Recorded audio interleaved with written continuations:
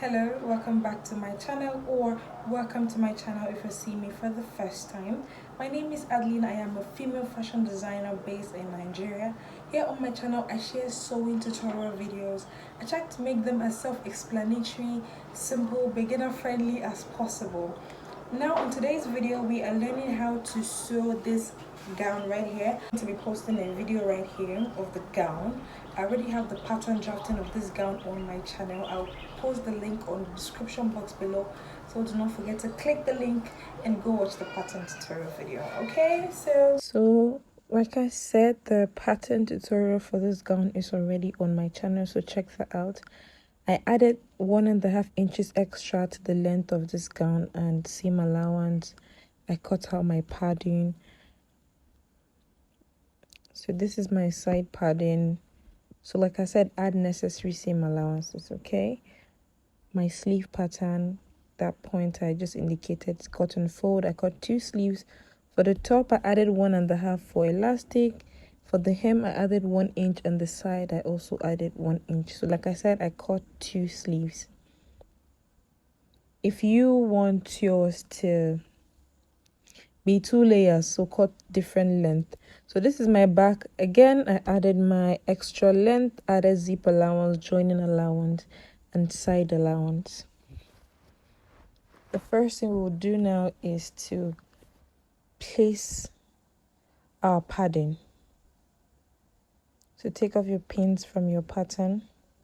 You can actually pad your lining or your fabric. So for me, on this particular video, I am padding my fabric.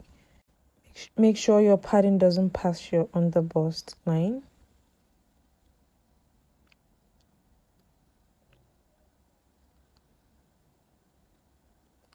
So I'll open up the side pieces for the front and also fix the pads. So you can use your glue, your hot glue gun, or your E6000, whichever glue you have available, to glue down this pad to the fabric. Now after you glue this down, this is a tissue gum. For the main piece, which is the main material for this gown, I interfaced tissue gum to the entire piece. While for the lining, I added interfacing just from the waistline upwards. While we go on the video, you will see what I'm talking about. So I just went ahead to pin my part in place. So when we add our tissue gum, we'll close the both sides. Now let's assemble our back pieces. Make sure you do notches that you can be able to relate to, because the back piece, for the back we have 4 pieces, 2 for the right and 2 for the left. And do not forget to add your tissue gum to your back piece. Now I'm gluing my padding onto my fabric.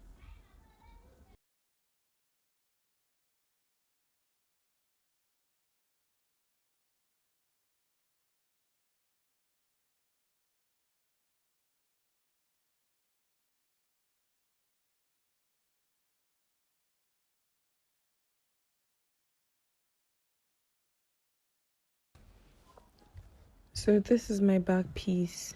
I put the sides together, made notches, and pressed this open. This is my front. I repeated the same thing. Make sure you iron your bust area with the bust hem. Now go ahead to join the both sides of the front and the back. I just place my back on my front, and I'll close off with the seam allowance added on the fabric. So I'll repeat the same thing on the lining as well. Remember what I said, I added interfacing for the lining just from the top to the waistline. So the same thing we did for the front. For the main fabric, close the both sides together. This is 2 of our sleeves. I'll go ahead to double fold the hem of my sleeve, and then fold first by 1/2 inch and again by about 1 inch, which is the allowance I added for elastic. So fold that to create your channel for elastic, okay? go ahead to close the both sides. So I'll repeat this on the other sleeve as well. So now I close the side of my gown, and this is what we have. The gown is coming together. Our armhole is also formed. I repeated the same thing for the back. Now this is my sleeve. I'll go ahead to insert my elastic. I used about 9 inches of elastic because I wanted it to be really free and comfortable. I didn't want something too tight. I already repeated this process on the other sleeve. Make sure you use a safety pin to hold the edges so your elastic doesn't go into your seam again. Arrange your sleeves. Now this is my main fabric. I want to sandwich my sleeve in between my main gown piece and the lining. And the effect of this is to close off the armhole seam. So now you take the armhole of your sleeve and attach it to the armhole of your gown piece. Attach the sides also, and when you attach the sides, you notice that the neckline for the gown piece is 1/2 inch higher than the arm and than the sleeve. So don't bother, that's our seam allowance.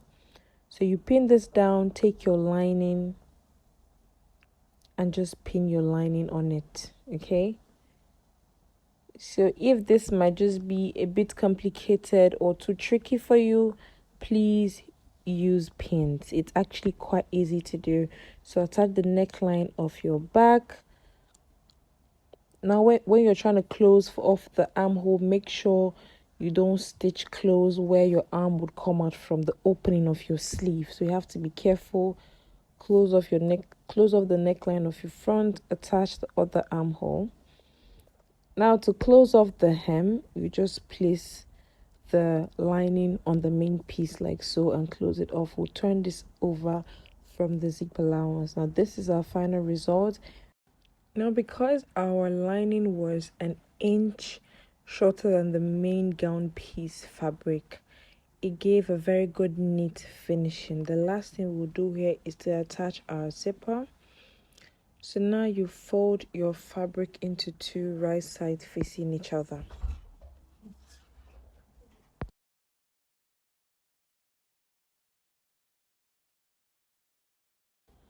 Make sure the edges are in place. You take your zip, mark where you would want your zip to end. Then from there you sew the remaining part close, attach your zipper, and this is a final result. I am in love. Okay, I'll see you guys in my next video, and if you tried this out, let me know on Instagram. Bye.